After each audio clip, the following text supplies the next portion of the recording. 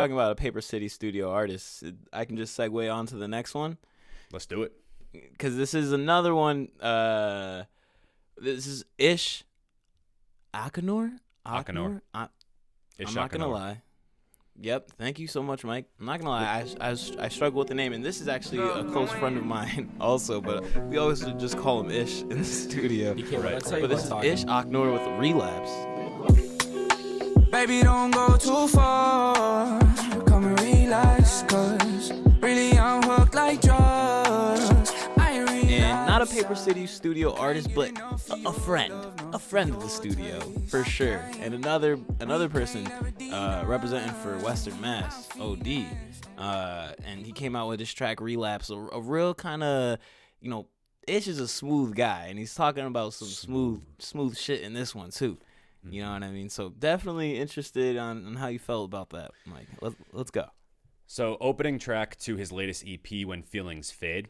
And so anyone that is, if you enjoy this song, I encourage you to check out the full EP. It's again like 4 tracks, so it's definitely a digestible and accessible project.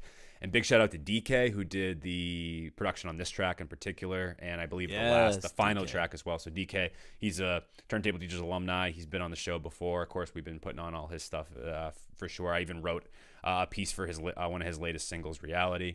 So definitely with Ish Akanour, I love this song, man. Oh my goodness. This is a song to me that really just shows the versatility of an artist like Ish, and really I think the trajectory of where he could potentially go. Like, I love his delivery on this, especially in the hook. I just think he has really great vocal talent in general. Like, he can rap, he does the croon thing very well, and he can even hit some notes as a singer, especially on that hook. And I think this song, it's smooth. It just has a nice groove to it. Almost has like a Latin music vibe to it as well. I can hear in a sense. that. Yeah. Very much so. So I think DK did a nice job with those really slick guitars, and the strings are super bright. So overall, man, just the aesthetic of it's really great. And then lyrically as well, I love his just dichotomy, or in the way he portrays like the interpretation of a relapse. So like usually, like, I think this would signify, like, anyone thinks, like, when you're thinking relapse, you might think of like a drug addiction or some type of addiction, or something that, like, would heighten that dopamine effect for you, whether it's like drugs, sex, whatever it is, and sort of giving into those feelings. But here it's almost like he's referring to a relapse as like people getting comfortable or like complacent with themselves, like, or with their life, and how you can kind of like relapse into just that complacency. So it's not really as much like about like what you would normally think a relapse is like. But then, of course, he, on the other hand, also mentions, like, in his bars, like, the comfort itself is something that's like safe and easy to fall back to. And then he's kind of conveying it over with this female, and, he's trying to, convince her to take this leap of faith with his lifestyle as well.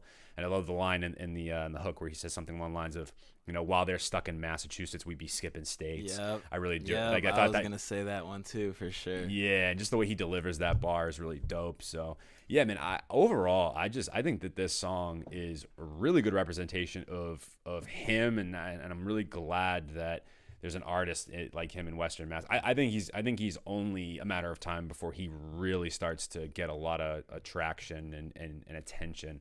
And I know this EP got some pretty good praise out in Massachusetts, and even outside of that as well. So out of the 7 tracks we're going to do on this episode, particularly, I think this is probably a favorite of mine. It's definitely a highlight for sure. Cool. Yeah. No.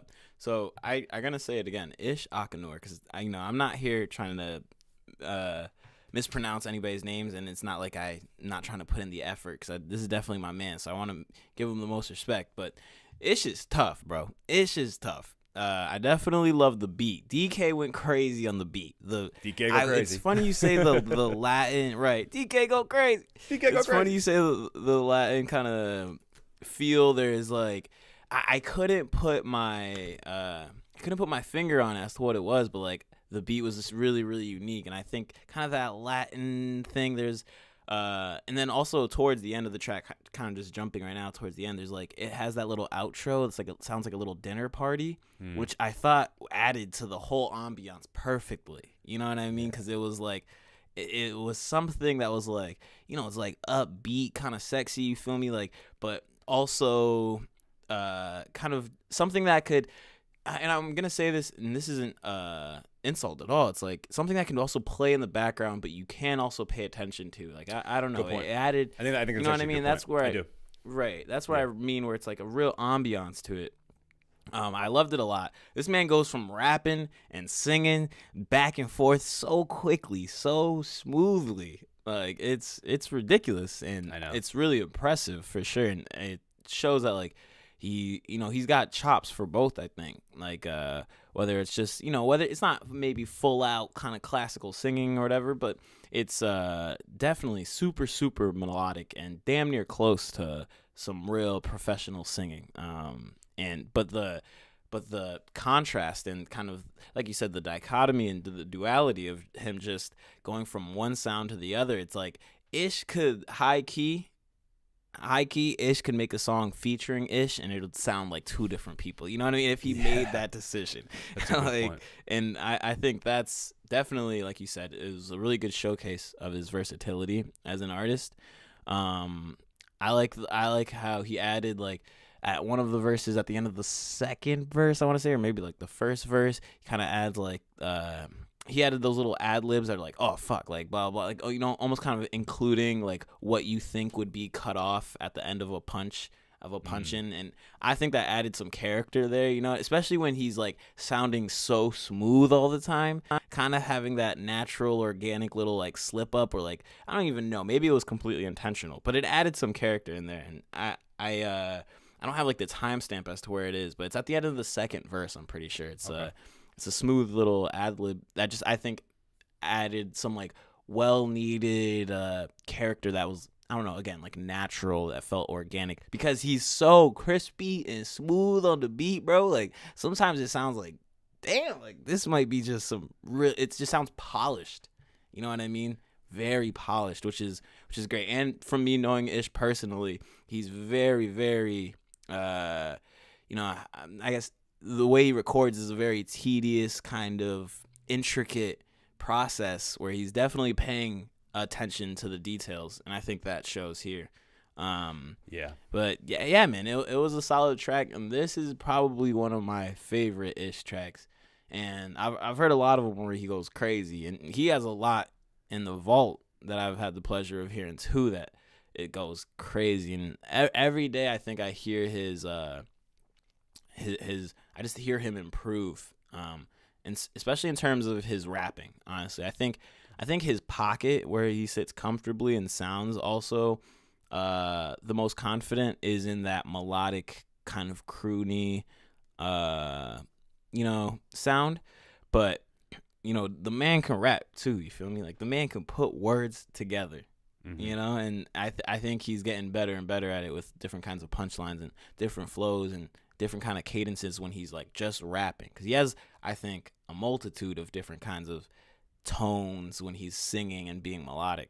But I think in his rapping bag, he still has some way to go, but he's clearly like digging for it, and he's showing a lot of improvements along the way really quickly too. So I'm definitely very, very proud of this track. Very, very dope. Shout out to Ish Akanour.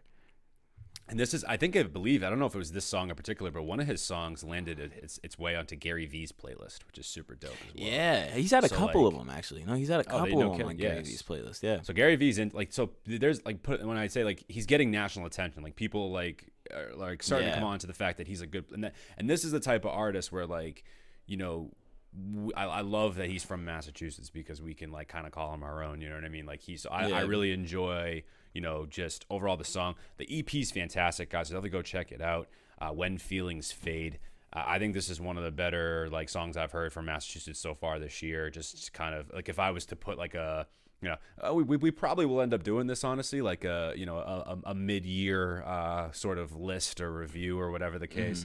I would be stunned if this wasn't there. Put it that way. Especially from Massachusetts.